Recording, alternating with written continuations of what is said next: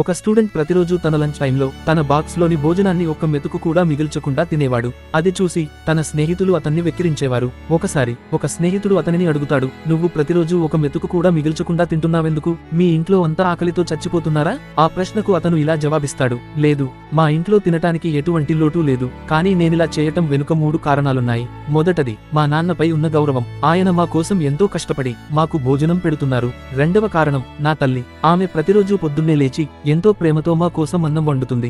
ఇక 3వ కారణం ఏమిటంటే పగలు రాత్రి ఎండా వాన కష్టం నష్టం అని తేడా లేకుండా మనందరికీ అన్నం పెడుతున్న మన దేశపు రైతులపై ఉన్న గౌరవం వలన. ఆ పిల్లాడి మాటలు విని అతని స్నేహితులు సిగ్గుతో తలవంచుకున్నారు. ఈ వీడియో చూసే వాళ్లందరికీ చిన్న విన్నపం, ఎప్పుడూ భోజనాన్ని వృధా చేయవద్దు. ఎందుకంటే మనం ఆకలితో పడుకున్న రోజునే ఒక్కొక్క మెతుకు విలువ మనకు తెలిసి వస్తుంది. అన్నాన్ని అగౌరవపరచటం అంటే దానిని గౌరవించమని చెప్పిన మన సంస్కృతిని మనం అగౌరవపరుచుకున్నట్టే. ఈ వీడియో మీకు నచ్చినట్లయితే ఒక లైక్ చేయండి. మీ అభిప్రాయాన్ని కామెంట్